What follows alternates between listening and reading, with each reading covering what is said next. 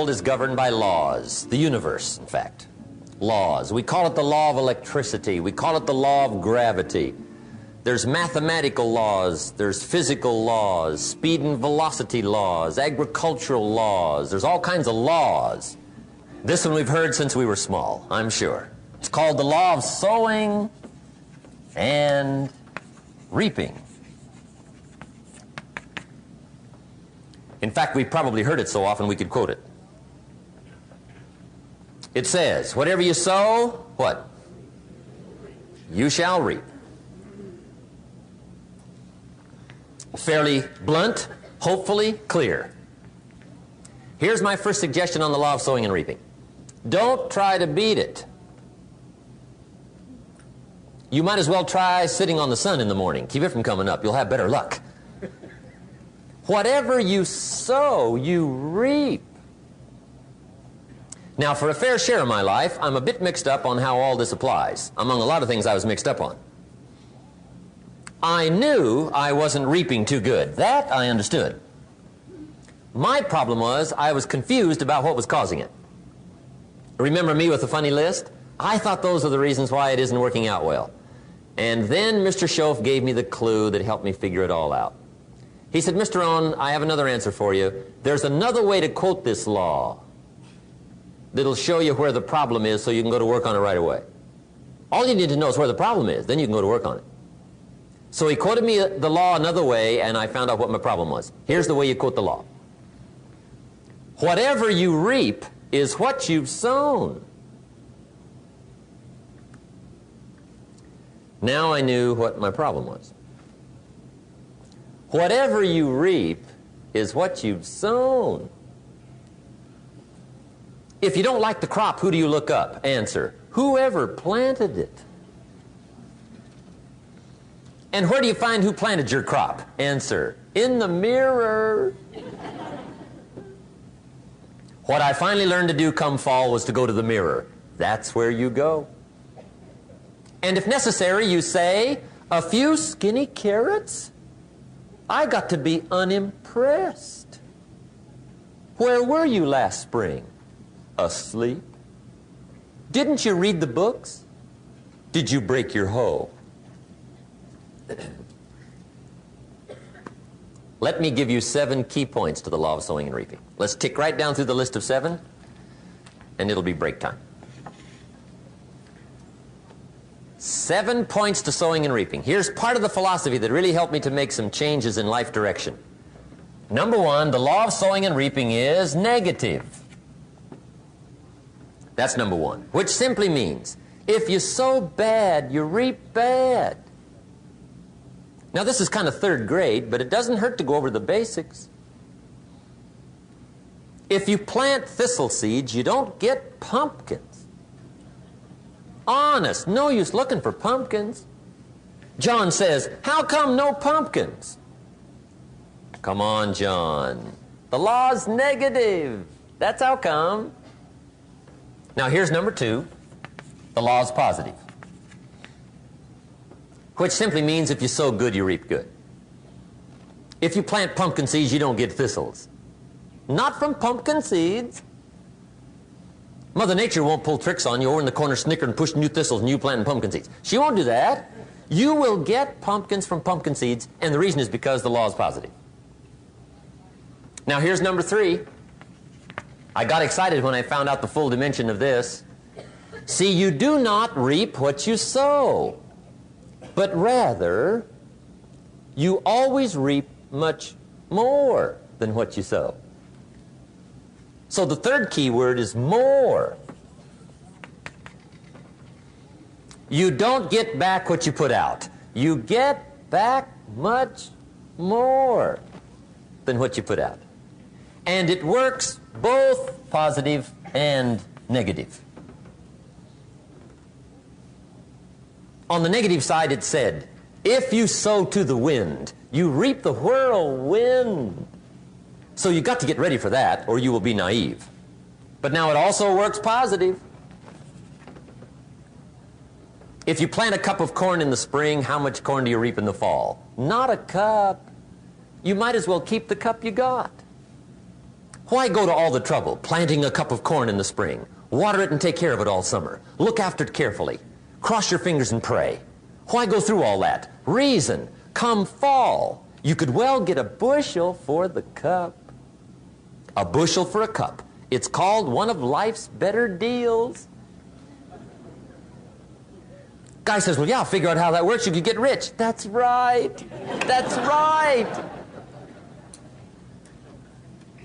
Then how come more people aren't wealthy? They don't study much, sow and reap. The guy says, well, yeah, you work where I work. By the time you struggle home, it's late. You've got to eat a bite of supper, watch a little TV. Here's number 4. Fourth key to sowing and reaping. There are many ways to sow and reap. There's many ways to change your life. There's many ways to get promoted. There's many ways to move up. There's many ways for financial independence. There's so many ways to do well, especially in this country. You don't have to go without any. If we lived in the middle of Africa, the middle of India, with economic disaster all around, you might have some excuses for not doing well. But not here. There's too many ways here. There's too many libraries. There's too many classes. There's too many seminars. There's too much information. There's too many books.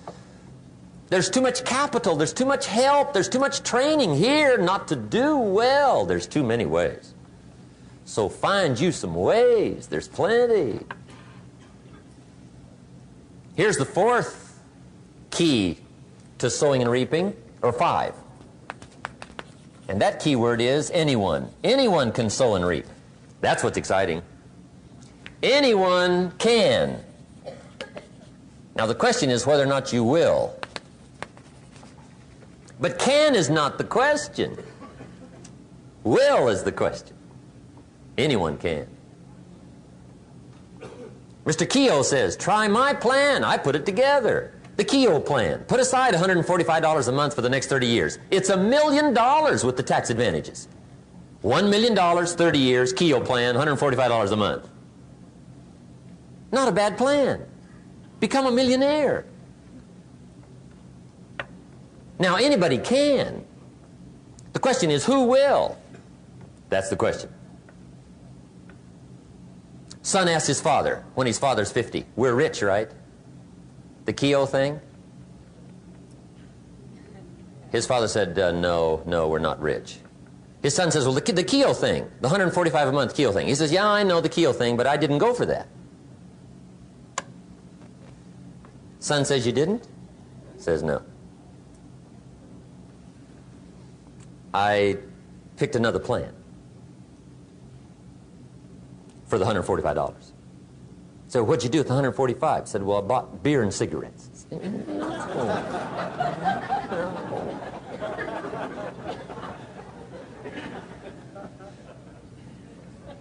See, anybody can, whether you will or not. See, that's the question.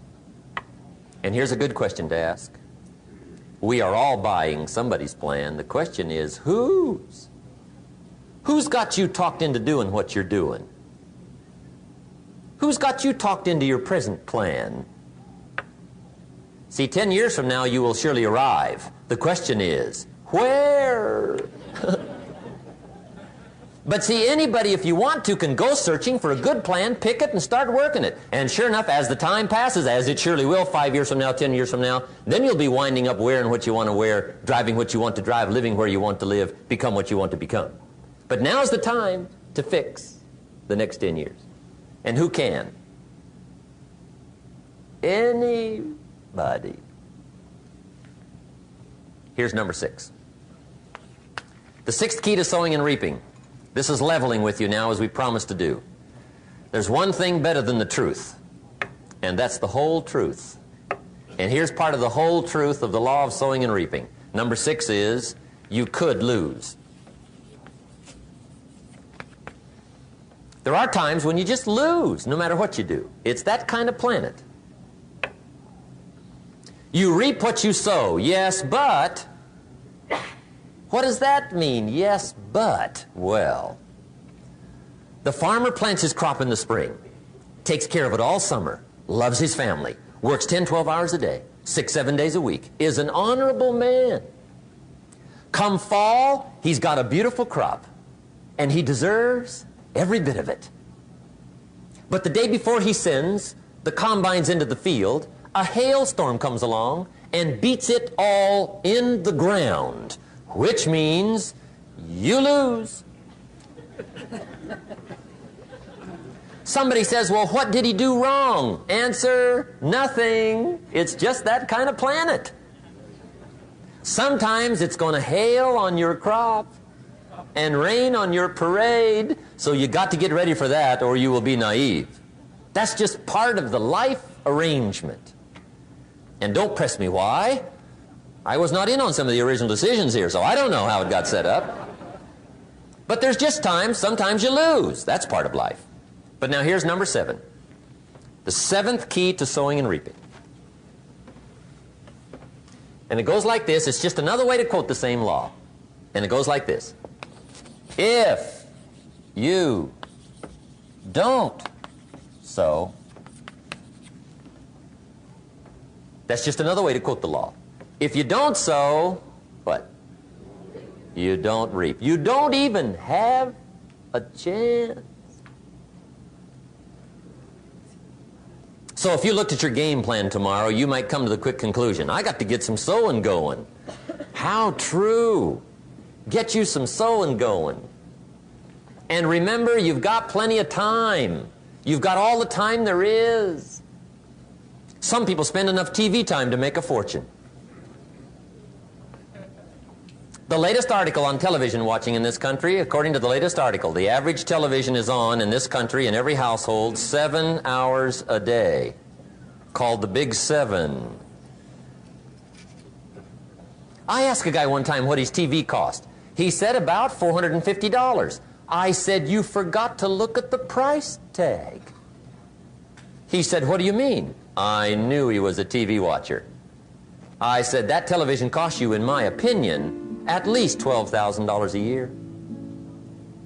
To watch it, not to own it. Owning it's cheap. Watching it is what's expensive.